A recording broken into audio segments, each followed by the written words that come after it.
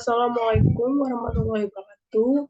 Perkenalkan, nama saya Lailatul Badriah, mahasiswi dari STIKIS Cirebon, Prodi S1 Perawatan, tingkat 4 semester 7. Saya di sini akan mempresentasikan tentang resusitasi jantung paru (RJP).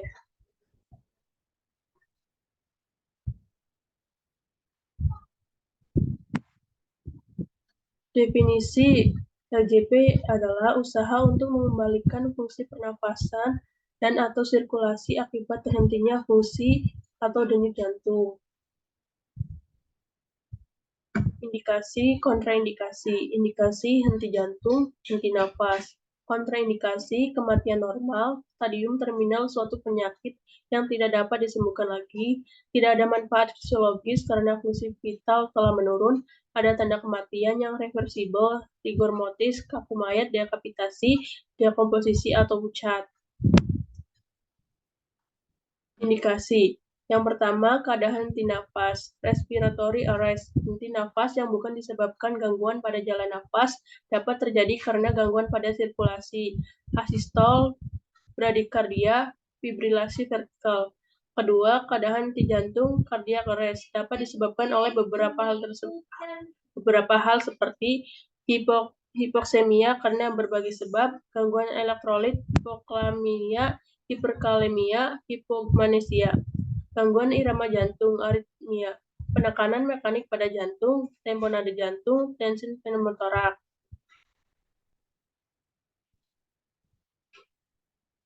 Prosedur awal, memastikan keamanan lingkungan, memastikan kesadaran pasien atau korban, meminta pertolongan, memperbaiki posisi pasien atau korban, mengatur posisi penolong. Fase RJP, fase yang pertama, basic life support, airway, breathing, circulation. Fase yang kedua, advanced life support, drug, ECG, fibrillation treatment. Fase yang ketiga, prolonged life support, plunging, human meditation, intensive care. Airway, yang pertama, head tilting life maneuver. Jika tidak ada trauma pada leher, satu tangan penolong mendorong dahi ke bawah supaya kepala tengadah.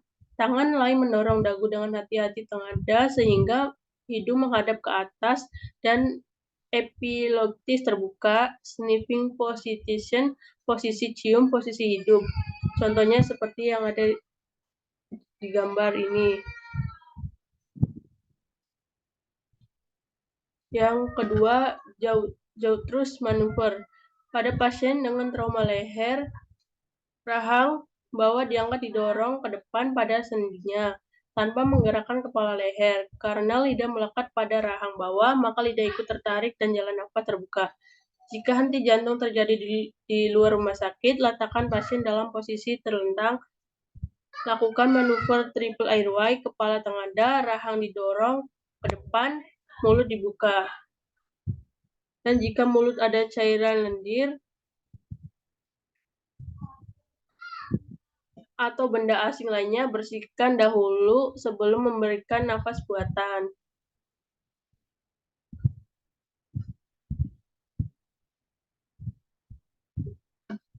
Breathing, menilai jalan nafas. Breathing di sini yang pertama adalah melihat gerakan dada atau perut, tanda distres nafas, warna mukosa, dan warna kulit. Terus kesadaran. Mendengar gerakan udara nafas dengan telinga, meraba gerak udara nafas dengan pipi. Jenis suara tambahan karena sumbatan jalan nafas. Yang pertama adalah snoring. Snoring itu suara seperti ngorok. Kondisi ini menandakan adanya kebantuan jalan nafas bagian atas oleh benda padat. Lakukanlah pengecekan langsung dengan cara cross finger. Menggunakan dua jari, yaitu ibu jari dan jari telunjuk tangan yang digunakan untuk sinlef nadi. Ibu jari mendorong rahang atas ke atas, telunjuk menekan rahang bawah ke bawah. Gurgling, suara seperti berkumur. Kondisi ini terjadi karena ada kebuntuan yang disebabkan oleh cairan. Lakukanlah cross finger seperti di atas, lalu lakukanlah finger sweep sesuai namanya menggunakan 2 jari yang sudah dibalut dengan kain untuk menyapu rongga mulut dari cairan-cairan.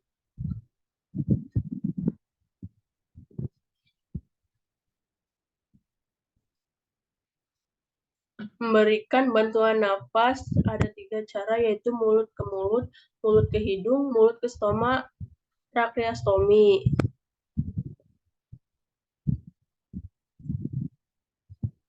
Circulation, memastikan ada tidaknya denyut jantung pasien atau korban, ditentukan dengan meraba arteri karotis di daerah leher pasien atau korban dengan cara 2 atau 3 jari penolong meraba pertengahan leher sehingga teraba trakea. Kemudian digeser ke arah penolong kira-kira 1-2 cm, raba dengan lembut selama 5-10 detik. Bila teraba, penolong harus memeriksa pernapasan. Bila tidak ada napas, berikan bantuan napas 12 kali per menit.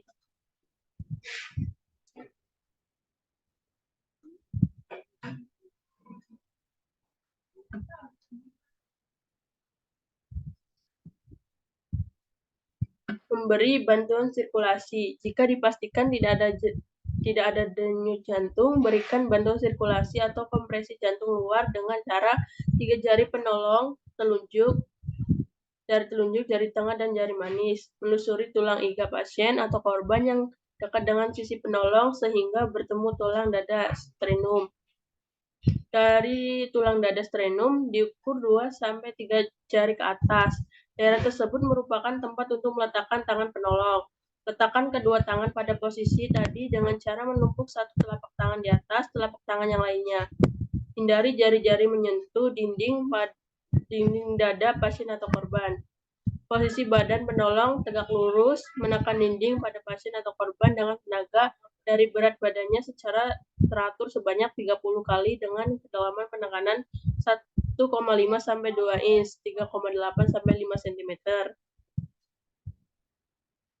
Tekanan pada dada harus dilepaskan dan dada dibiarkan mengembang kembali ke posisi semula setiap kali kompresi. Waktu penekanan dan melepaskan kompresi harus sama 50% dari sikel. Tangan tidak boleh merubah posisi. Rasio bantuan sirkulasi dan bantuan nafas 30:2, baik oleh 1 penolong maupun 2 penolong. Kecepatan kompresi adalah 100 kali per menit, dilakukan selama 4 siklus. Tindakan kompresi yang benar akan menghasilkan tekanan sistolik 60-80 mmHg dan diastolik yang sangat rendah. Selang waktu mulai dari menemukan pasien atau korban sampai dilakukan tindakan bantuan sirkulasi tidak lebih dari 30 detik.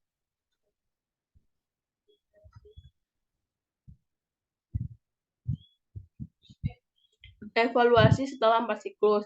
Jika nadi berkurang, RJP kembali 30/2 sampai 4 siklus, kemudian evaluasi kembali. Jika nadi bertambah, cek nafas dengan LLP. Jika nafas berkurang, berikan bantuan nafas 10-12 kali per menit. Monitor nadi setiap saat. Jika nadi bertambah, nafas bertambah, adek kuat, pertahankan jalan nafas. Panduan RJP 2010.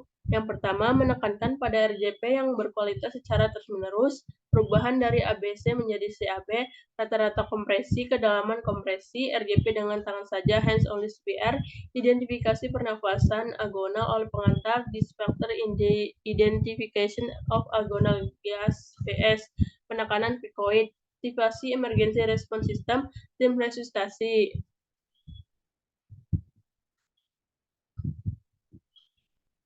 Yang pertama, AHA Guidelines for CPR and SCC 2010 mengutamakan kebutuhan RJP yang berkualitas tinggi. Hal ini mencakup yang pertama, kecepatan kompresi paling sedikit 100 kali per menit, perubahan dari kurang lebih 100 kali per menit, kedalaman kompresi paling sedikit 2 inch 5 cm pada dewasa dan paling sedikit sepertiga dari diameter anteroposterior dada pada penderita anak-anak dan bayi sekitar 1,5 inch 5 cm pada bayi, 2 inch 5 cm pada anak-anak.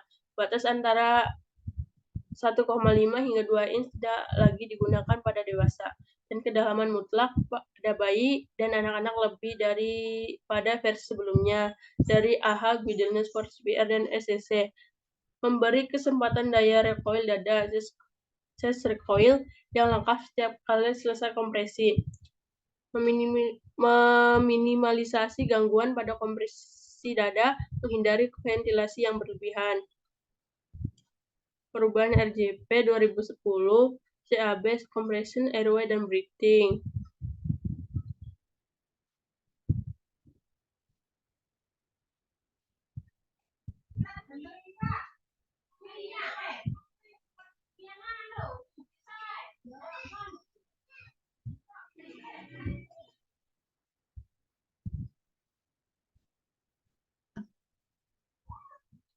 Timbul kembali sirkulasi dan ventilasi spontan dan efektif. Setelah dimulai RJP, ternyata pasien berada dalam stadium akhir penyakit, lingkungan jadi berbahaya bagi penolong, RJP diambil alih oleh yang bertanggung jawab, penolong kelelahan, setelah 30 menit respon tidak ada, hentikan RJP. Penggunaan sistem ABC saat ini pada korban tenggelam atau henti nafas, maka petugas sebaiknya melakukan RJP konvensional ABC sebanyak 5 siklus sekitar 2 menit sebelum mengaktifasi sistem respon darurat. Yang kedua, pada bayi baru lahir, penyebab arrest kebanyakan adalah pada sistem pernafasan, maka RJP sebaiknya dilakukan dengan siklus ABC, kecuali dapat penyebab jantung yang diketahui. Terima kasih. Sekian presentasi dari kami, kurang lebihnya mohon maaf. Wabillahi taufiq wal hidayah. Wassalamualaikum warahmatullahi wabarakatuh.